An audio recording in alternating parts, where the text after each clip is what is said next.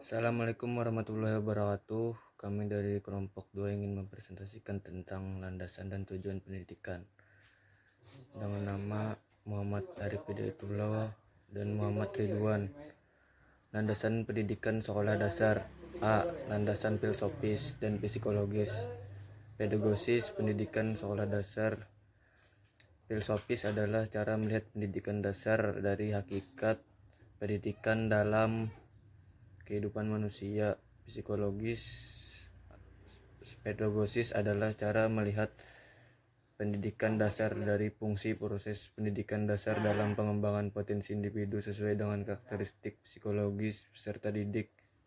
Sosiologis antropologis adalah cara melihat pendidikan dasar dari fungsi proses pendidikan dasar dalam sosialisasi atau pendewasaan peserta didik dalam konteks kehidupan bermasyarakat.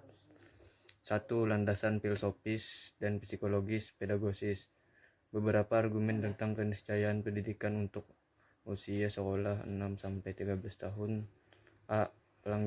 Pelembagaan proses pendidikan untuk usia dalam sistem pendidikan persekolahan. B. Proses pendewasaan yang sistematik lebih memberikan hasil yang baik dan menguntungkan. C. Berbagai teori psikologi, khususnya teori belajar yang menjadi landasan konseptual teori pembelajaran. B. Landasan sosiologis antropologis pendidikan sekolah dasar. Cara pandang sosiologis antropologis adalah cara melihat pendidikan dasar dari fungsi proses pendidikan dasar dalam proses sosialisasi atau pendewasaan peserta didik dalam konteks kehidupan masyarakat, dan proses enkulturasi atau pewarisan nilai dari generasi tua kepada peserta didik yang sedang mendewasa dalam konteks pembudayaan. Landasan historis, ideologis, dan yuridis pendidikan sekolah dasar. A. Landasan historis dan ideologis pendidikan sekolah dasar.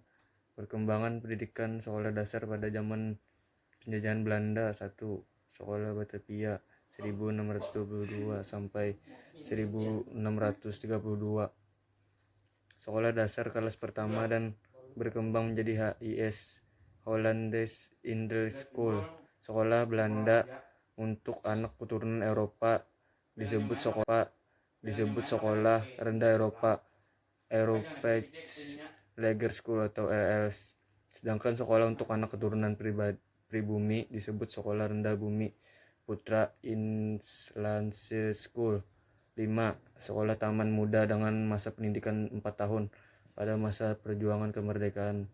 Pada zaman Hindia Belanda, sekolah pendidikan dasar terjadi segregasi sosial dan diskriminasi secara sengaja dilakukan terhadap anak penduduk bumi putra.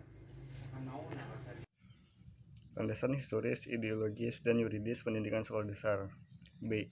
Landasan historis, ideologis, dan yuridis pendidikan sekolah dasar. 1. Kemerdekaan Republik Indonesia 17 Agustus 1945. 2. Pancasila dan Undang-Undang Dasar 1945. 3. Komitmen politik negara Republik Indonesia. 4.